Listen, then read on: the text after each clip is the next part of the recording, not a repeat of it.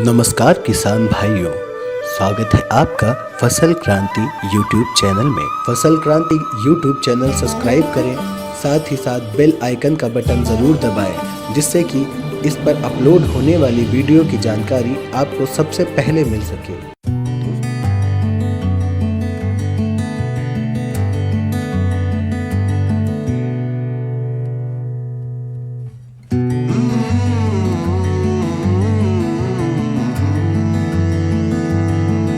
आज मैं सबसे पहले विश्व मधुमक्खी दिवस के अवसर पर हमारे सभी जो मधुमक्खी पालक हैं या जो देश के किसान हैं तथा साथ साथ देश के वो वैज्ञानिक जो मधुमक्खी और परागण के क्षेत्र में अनुसंधान और विकास का कार्य कर रहे हैं, उन सबको मैं हार्दिक शुभकामनाएं देता हूं इस दिवस पर।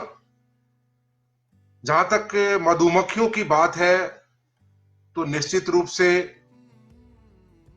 इस विश्व में, पूरी दुनिया में जो कृषि है उसका मुख्य आधार मधुमक्खियां ही हैं और मधुमक्खियों की हजारों प्रजातियां वो फसलों में परागण के कार्य को संपन्न करती हैं, लेकिन मुख्य रूप से जो प्रजातियां हैं वो 9 प्रजातियां मुख्य रूप से कार्य करती हैं। और अगर मैं चर्चा करूं तो मधुमक्खियों के द्वारा फसलों के अंदर लगभग 70 से 75% परागण का कार्य वो मधुमक्खियों के द्वारा संपन्न किया जाता है। इसके अतिरिक्त बाकी बचा हुआ जो प्रतिशत है वो योगदान दूसरे जो अन्य मित्र कीट उनको हम कह सकते हैं, जिसके अंदर हमारे भंवरे हैं, तितलियां हैं, बेट्स हैं, वास्प हैं, ये अन्य कीड़े, ये भी करीब करीब 20 से 25% योगदान विभिन्न फसलों में, फलों में, सब्जियों में, इसके अतिरिक्त वृक्षों के अंदर, चाहे वो नीम का पेड़ हो, चाहे वो दूसरे दरख्त हो, तो इनका योगदान रहता है।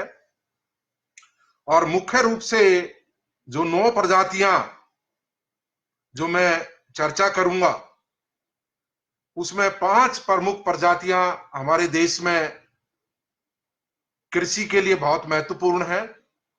इसमें 2 प्रजातियां वो पालतू हैं, डोमेस्टिकेटेड हैं, जिसमें एक मधुमक्खी एपिस मेलिफेरा वो जो है इटालियन बी है और ये एक सक्षम प्रजाति है दोनों हिसाब से फसलों में परागण के कार्य को देखते हुए। और इसका जो फसलों में परागण का जो कार्य क्षेत्र है वो लगभग 1.5 से 2 किलोमीटर जो इसका बक्सा होता है, हाइव है, जो कॉलोनी है, उससे करीब करीब 1.5 किलोमीटर से 2 किलोमीटर अगर फसलों की भरमार है और खूब फूलों की उपलब्धता है खाना इकट्ठा करने के लिए, तो ऐसी स्थिति में ये मक्खियां 1-1.5 किलोमीटर तक ही जाती हैं। वरना कमी की स्थिति में, जब खाने की कमी हो, फसल ना हो, तो ऐसी स्थिति में जो इनकी फॉरेजिंग रेंज है, कार्य क्षेत्र है, वो 2 किलोमीटर तक जाता है। इसके अतिरिक्त हमारी देश की अपनी जो एक प्रजाति है एपिस सेराना इंडिका, वो बहुत महत्वपूर्ण प्रजाति है मधुमक्खी की, जो पालतू है। इसकी जो फॉरेजिंग रेंज है, जो कार्य क्षेत्र है, वो लगभग 1 से 1.5 किलोमीटर है। कमी की अवस्था में, फसलों की कमी, फूलों की कमी की अवस्था में 1.5 किलोमीटर, वरना ये 0.25 किलोमीटर से 1 किलोमीटर जब फसलों की भरमार हो तो ये अपना कार्य करती है इतने क्षेत्र तक। इसके अतिरिक्त 3 जंगली प्रजातियां जो नॉन डोमेस्टिकेटेड हैं, उसमें एपिस फ्लोरिया छोटी मधुमक्खी है, लिटिल बी इसको कहते हैं। ये झाड़ी में, बोगनविलिया में, घास में भी अपना हाइव बना लेती है, छत्ता बना लेती है, कॉलोनी स्थापित करती है। और इसकी जो फॉरेजिंग रेंज है, जो कार्य क्षेत्र है, वो 0.5 किलोमीटर से 0.25 किलोमीटर का रहता है। लेकिन ये जंगली है, लेकिन ऐसे क्षेत्र अर्ध शुष्क और शुष्क जलवायु वाले क्षेत्र जैसे राजस्थान और गुजरात के, या महाराष्ट्र और मध्य प्रदेश के बहुत सारे ऐसे संभाग, ऐसे क्षेत्र जहां पर हमारी पालतू प्रजातियां, चाहे मेलिफेरा हो, एपिस मेलिफेरा, या फिर एपिस सेराना इंडिका, उनको पालना, उनका डोमेस्टिकेशन वहां संभव नहीं है वहां की परिस्थितियों को देखते हुए। तो ऐसी स्थिति में फ्लोरिया जो है, एपिस फ्लोरिया, लिटिल बी, वो बहुत ही महत्वपूर्ण कार्य ऐसी परिस्थितियों में परागण का कार्य फसलों में वो संपादित करती है। इसके अतिरिक्त एक बड़ी मक्खी जिसको हम एपिस डॉर्साटा रॉक बी के नाम से जानते हैं, ये बहुत सक्षम प्रजाति है। और इसकी खूबसूरती और इसकी जो मुख्य लक्षण है वो ये है कि ये विषम परिस्थितियों में 5 किलोमीटर तक इसकी फॉरेजिंग रेंज है। इसके अतिरिक्त ये जो है हाई टेम्परेचर, करीब करीब 50 डिग्री तक कार्य करने में इसकी क्षमता है। लो टेम्परेचर पे भी 0 डिग्री या सब 0 डिग्री में भी ये कार्य करती है। और बहुत ही सक्षम प्रजाति है अर्ध शुष्क और शुष्क जलवायु वाले क्षेत्रों में। और ये जो अपना जो हाइव है, जो छत्ता है, वो बड़े बरगद के पेड़ों पे या ऐसी बहुत ऊंची बिल्डिंगों पे करीब करीब 1 मीटर की लंबाई में, 0.25 मीटर की लंबाई में अपना हाइव बनाती है। लेकिन अगर मैं बात करूं तो ये जंगली प्रजाति ऐसे शुष्क और अर्ध शुष्क जलवायु वाले क्षेत्रों के लिए, जिनको हम एरिड और सेमी एरिड रीजन्स कहते हैं, जहां पे कोई पालतू प्रजाति हम वहां पे उसको रख नहीं सकते, मेलिफेरा को या सेराना इंडिका को, जोधपुर, बाड़मेर, जैसलमेर, नागौर या गुजरात के इलाके, ऐसी स्थिति में जो जितनी भी फसलें वहां होती हैं, चाहे वो सौंफ हो, चाहे वो दूसरी बाजरे की फसल हो, या और बहुत सारी फसलें जितनी भी हैं, आपका अजवाइन है, आपका सोआ है, दूसरी फसलें हैं बहुत सारी जो वहां पे होती हैं, उनमें अगर ये मधुमक्खी ना हो तो शायद वहां पर कृषि उत्पादन इतना हम अर्जित नहीं कर सकते जितना उनकी उपस्थिति की वजह से हमारे किसान करते हैं।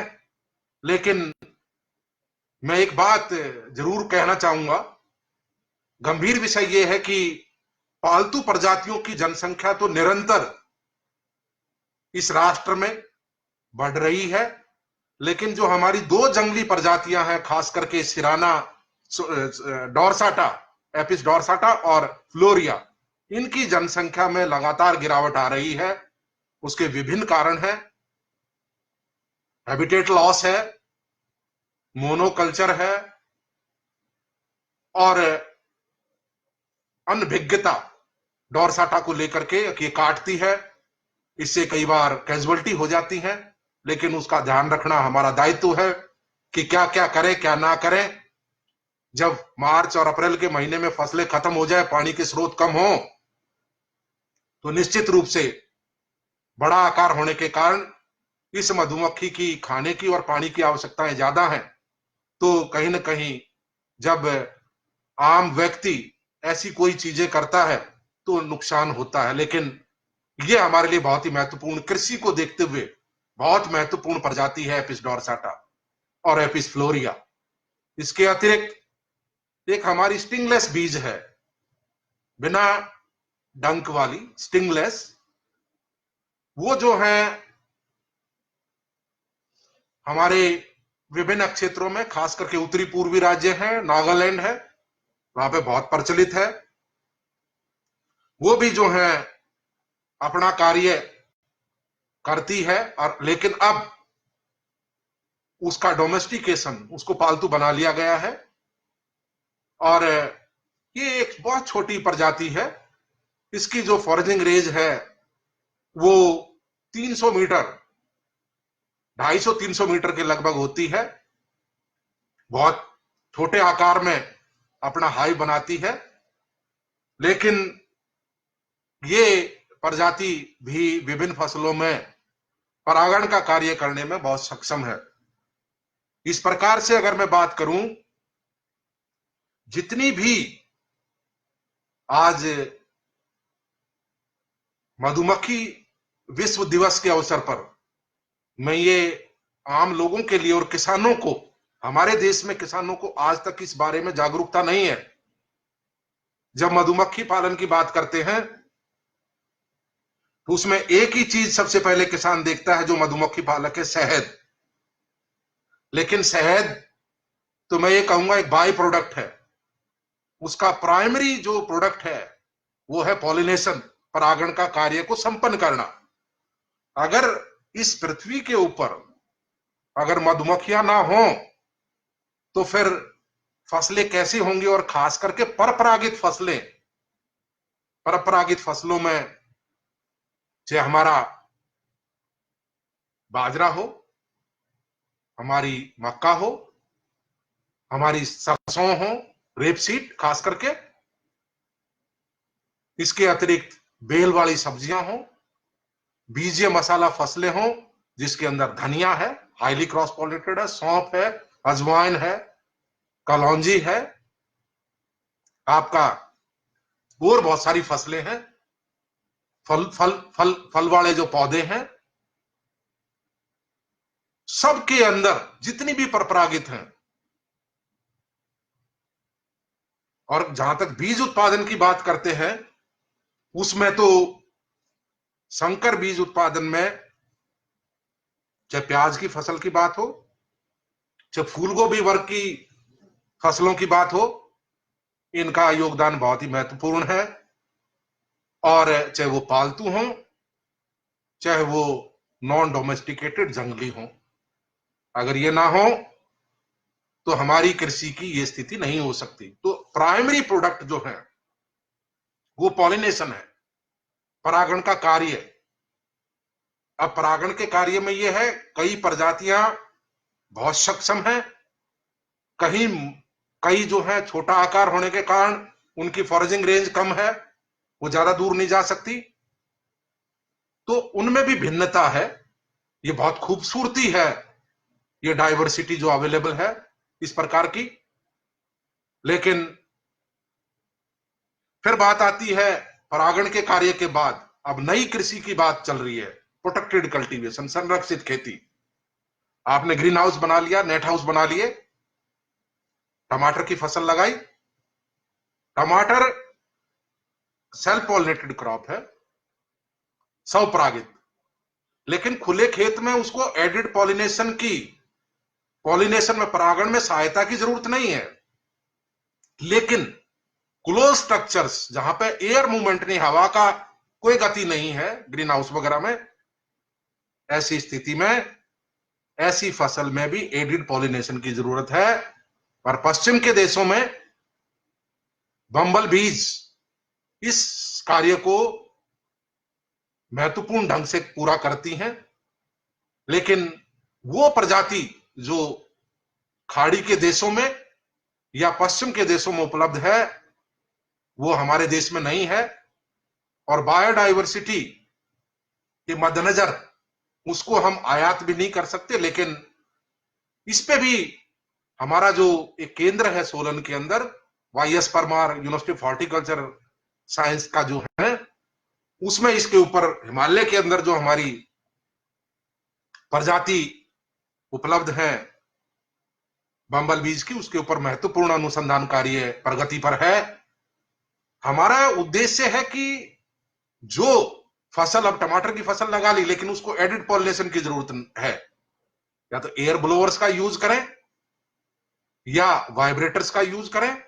उसमें बहुत मेहनत लगती है, वाइब्रेटर्स में लेबर कंज्यूमिंग है। एयर ब्लोअर्स को यूज करते हैं तो कई बार ज्यादा हवा की स्पीड होने के कारण फूलों को नुकसान भी हो सकता है, या सक्षम तरीके से परागण के कार्य को एंथर्स जो है वो पोलन्स को रिलीज करते हैं, तो वो स्टिग्मा तक नहीं पहुंच पाते। ऐसी स्थिति में ऐसी प्रजातियों का होना वो आवश्यक है। इसलिए हमने साथ साथ जब तक ये कार्य संपन्न हो, हमारी जो बम्बल बीज हैं, हमारी खुद की प्रजाति इंडिजिनस, उनको जब तक आगे बढ़ाए और उनका बड़े स्तर पर उपयोग करने की बात जब तक आए, हमने साथ ही साथ स्टिंगलेस बीज और कारपेंटर बीज, दूसरी जो प्रजातियां हैं, उनके ऊपर भी जो है ये कार्य शुरू कर दिया है अनुसंधान का, अलग अलग जो हमारे केंद्र हैं उनके ऊपर। और ग्रीन हाउस में जरूरी नहीं आप टमाटर लगाएंगे, ग्रीन हाउस में आप खरबूजा लगा सकते हैं, ग्रीन हाउस में आप मोनोसियस खीरा भी लगाएंगे। एक तो पार्थिनोकार्पिक है जो गाइनोसियस, जिसमें सिर्फ फीमेल फ्लावर आते हैं और विदाउट पॉलिनेशन रिक्वायरमेंट की, परागण की कोई आवश्यकता नहीं है। ऐसी स्थिति में वो प्रजातियां उगाते हैं ज्यादातर, लेकिन जरूरी नहीं हम वो उगाएं, हम मोनोसियस भी उगा सकते हैं। तो उनके लिए परागण की आवश्यकता होगी। करेला लगाना चाहते हैं हम, तो ऐसी स्थिति में जो स्टिंगलेस बीज हैं, वो ग्रीन हाउस का आकार छोटा होने के कारण उनकी फॉरेजिंग रेंज 200-300 मीटर है, तो वो बहुत सक्षम तरीके से प्रोटेक्टेड एनवायरनमेंट में, संरक्षित क्षेत्र में परागण के कार्य को संपन्न करने में सक्षम है वो स्टिंगलेस बीज। ऐसे बहुत सारे अनुसंधान किए गए हैं और जारी हैं। इसके अतिरिक्त हम चाहते हैं कि जब तक बम्बल बीज का कोई हमारे पास वो आए रिजल्ट, उससे पहले साथ साथ कारपेंटर बीज भी उस कार्य को संपन्न करने में सक्षम है टमाटर जैसी फसल में, उनका भी उपयोग करके, तो संरक्षित खेती के अंदर कैसे हम परागण के कार्य को सक्षम तरीके से संपन्न कराएं, ताकि किसान को जो इस प्रकार की उच्च खेती, हाईटेक हॉर्टिकल्चर करता है, उसको किसी किस्म की हानि ना हो। तो उसको मद्देनजर रखते हुए इस प्रकार का कार्य भी जारी है। फिर बात आती है भाई स्वीट रेवोल्यूशन, मीठी क्रांति की।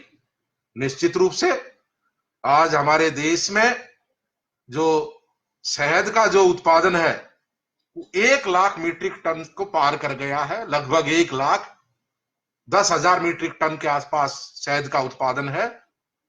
और आज देश में बड़ी खुशी की बात है, 2020 के अंदर हमारे जो मधुमक्खी पालक हैं उनकी संख्या लगभग 2.5 लाख के लगभग है आंकड़ों के अनुसार।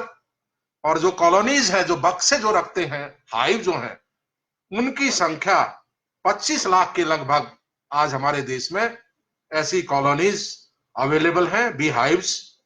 और हमारे देश से लगभग आज बड़ी खुशी की बात है कि हमारे बहुत सारे हजारों की संख्या में हमारे मधुमक्खी पालक उत्तम श्रेणी का मधु, हनी पैदा करते हैं, जिसके पैदा होने के बाद उसका निर्यात है।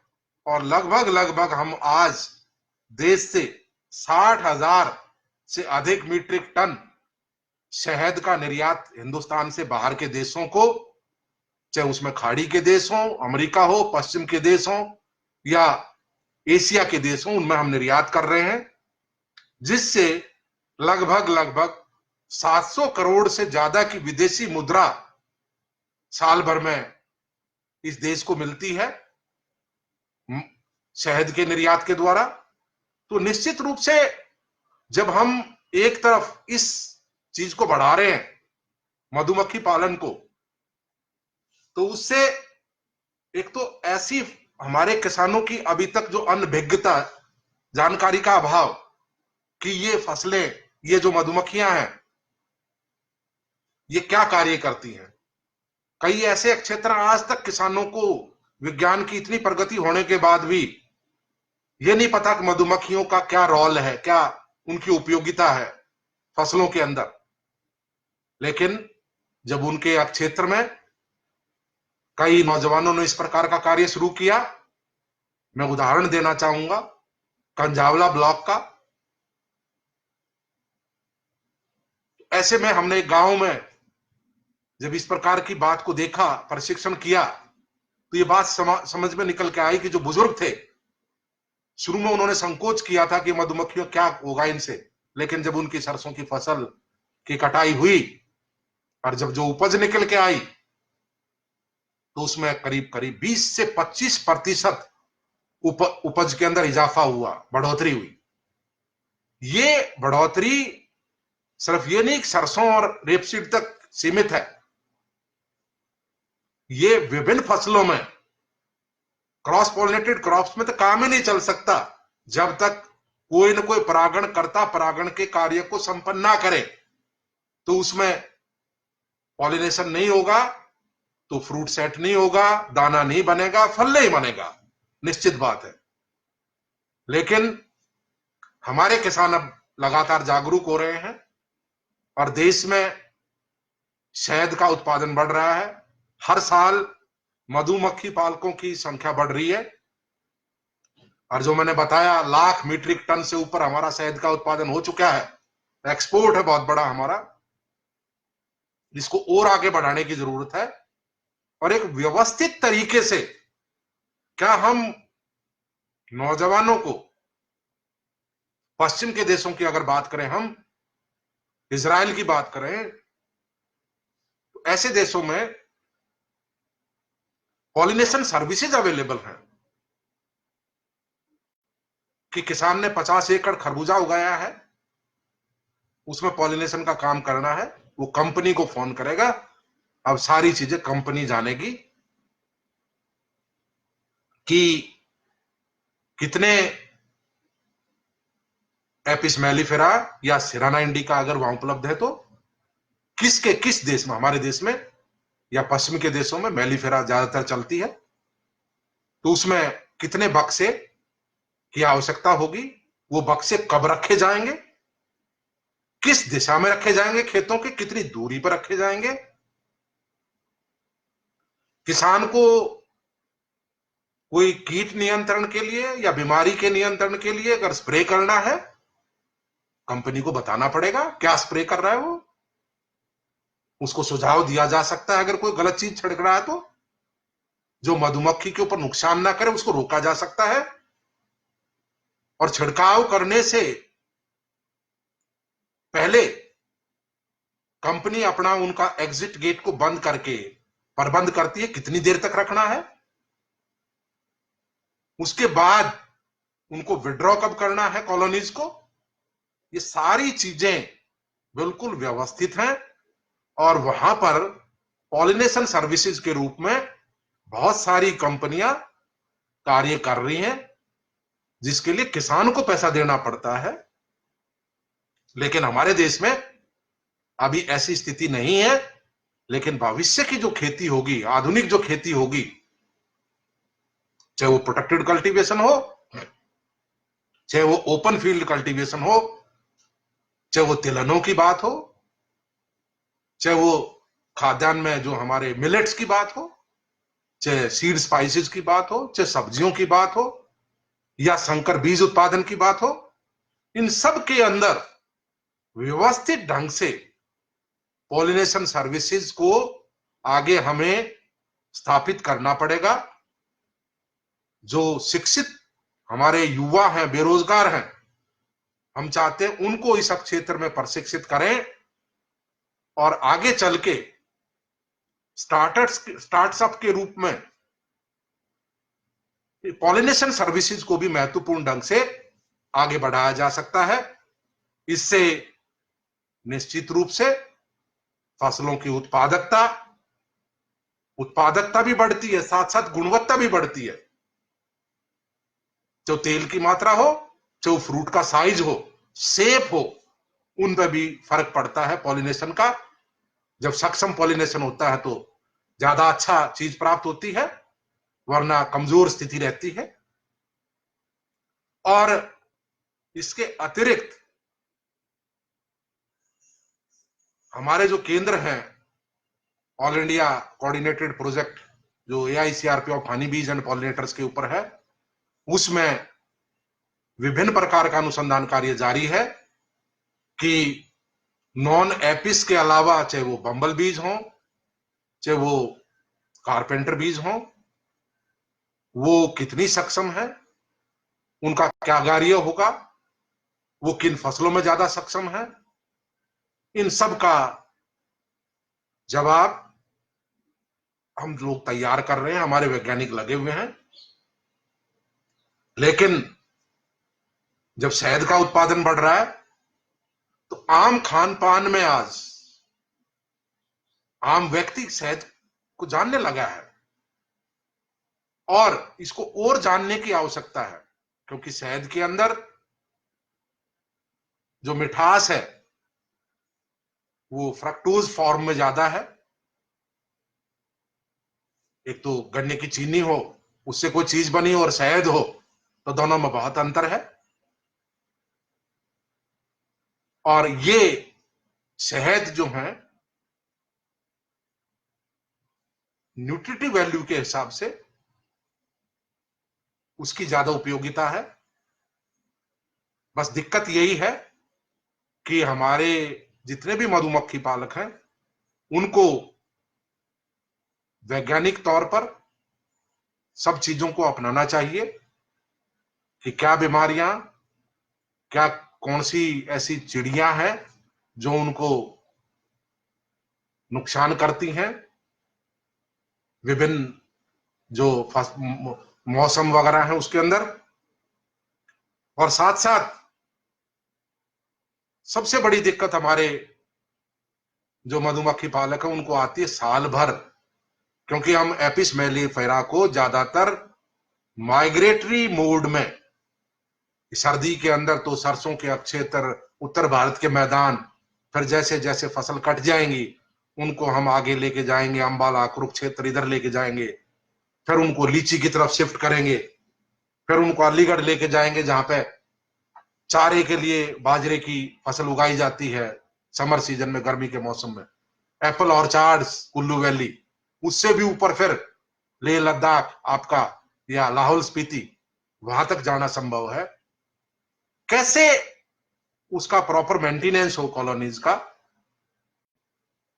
क्या मेलिफेरा को हम स्टेशनरी मोड में कर सकते हैं क्या, जैसे कि एपिस सेराना इंडिका का जो मेंटेनेंस है, रख रखाव है, वो स्टेशनरी मोड में एक जगह रखे रहते हैं, उनको शिफ्ट नहीं करते जगह जगह। तो ये बहुत सारे महत्वपूर्ण बिंदु हैं। हम चाहते हैं कि हमारी फसल उत्पादन व्यवस्था ऐसी हो कि भविष्य में जहां पे पानी की उपलब्धता है गर्मी के मौसम में, वहां पे भी गर्मी में ऐसी फसलों का, जैसे सूरजमुखी है या तिल की खेती है, गर्मी में की जा सकती है। हरियाणा के बहुत सारे क्षेत्रों में, जो ये यमुना के साथ साथ के जो हमारे जिले हैं, सोनीपत, पानीपत, करनाल, कुरुक्षेत्र, अंबाला, इस बेल्ट के अंदर, यूपी के अंदर, तराई के अंदर, तो निश्चित रूप से बहुत ज्यादा जो एनुअल मेंटेनेंस, वर्ष भर जो इनके रख रखाव में जो दिक्कत आती है, उनको कम किया जा सकता है। और इस प्रकार जब कमी होती है तो हमें उनको कृत्रिम भोजन चीनी के रूप में देना पड़ता है मधुमक्खियों को, उसकी भी आवश्यकता नहीं होगी।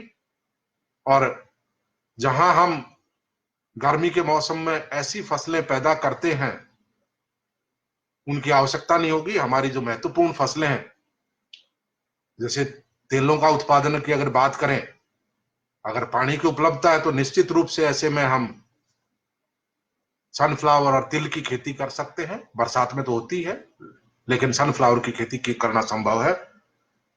इसके ऊपर बल्कि भविष्य में तो ऐसा होगा कि कौन से पेड़, कौन सी झाड़ियां, अब बोगनविलिया है, बोगनविलिया में कुछ नहीं मधुमक्खियों के लिए, नीम में है लेकिन बहुत कम है, जामुन में है, लीची में है, अमलतास, गुलमोहर में कुछ नहीं है हमारी मधुमक्खियों के लिए। तो भविष्य में तो हम शहरों में जो हमारे जो पार्क्स होंगे, जो गार्डन्स होंगे, उनमें कौन से पौधे, कौन से शर्ब्स, कौन सी लताएं वो हम लोगों को लगानी चाहिए, उनके ऊपर भी हम कार्य कर रहे हैं। और हम लोगों ने AICRP के अंतर्गत जो कृषि विश्वविद्यालय पंतनगर में हमारा वहां सेंटर है, उसके अंतर्गत पहला बी गार्डन कि कौन से पेड़, कौन सी लताएं, कौन सी झाड़ियां किस मौसम में फूल होगा, कितना उसमें नेक्टर है, कितना उसमें पोलन उपलब्ध है, क्योंकि दो ही चीजें मधुमक्खियां उनके ऊपर निर्भर रहती हैं।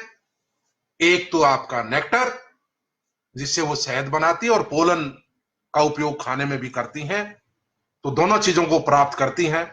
बाजरे के अंदर सिर्फ पोलन है लेकिन काम चल जाता है, ऐसी स्थिति में जब खाना उपलब्ध नहीं है। लीची के अंदर सिर्फ नेक्टर अवेलेबल है। ऐसी स्थिति में अब आगे हमें शहरों का जो विकास होगा, उसमें चाहे रोड साइड प्लांटेशन हो, चाहे पार्क्स हो, चाहे गार्डन्स हो, उनके अंदर भी अब हम ये सुझाव देंगे कि किस प्रकार के पेड़ हमारे शहरों में होने चाहिए, पार्कों में, गार्डन्स में, रोड साइड्स पे, ताकि जो शहरों में हमारी जो मधुमक्खी की जंगली प्रजातियां उपलब्ध हैं या पालतू भी किसी ने कर रखी हैं, उनको किसी प्रकार के खाने की कमी ना हो, और वो फूल, वो झाड़ियां सुंदर भी लगे, उनका दोनों रूप में उपयोग हो। तो भविष्य जो है वो बहुत सुनहरा है। और जब शहद का उपयोग ज्यादा होगा, निश्चित रूप से इससे इम्यूनिटी बढ़ने की बात हो आपके किसी के शरीर में, या ज्यादा एक्यूट डायबिटिक लोग हैं, वो सीमित मात्रा में इसका उपयोग कर सकते हैं, क्योंकि इसमें जो शुगर है वो फ्रक्टोज फॉर्म में ज्यादा है सुक्रोज की बजाय। और दिक्कत कैसे उसका प्रोसेसिंग हो, प्रोसेस होना चाहिए, उसमें भी देश भर में यूनिट लगाई जा रही हैं, नेशनल बी बोर्ड द्वारा स्थापित की गई हैं। उसका उपयोग हमारे किसानों को, मधुमक्खी पालकों को करना चाहिए। और सरकार ने बहुत सारी योजनाएं, केंद्र सरकार ने मधुमक्खी पालन के लिए चलाई हैं, चाहे वो वर्तमान की परिस्थितियों के अंतर्गत बात हो। अभी रिसेंटली देश की माननीय वित्त मंत्री महोदया ने भी बहुत बड़ा ऐलान किया है कि मधुमक्खी पालन के क्षेत्र में, विकास के क्षेत्र में एक बहुत बड़ी धनराशि आवंटित की गई है। इस वर्तमान जो कोरोना वायरस की परिस्थितियों में भी, तो वो भी हमारे मधुमक्खी पालकों के लिए, किसानों के लिए एक बहुत सार्थक एक पहल है।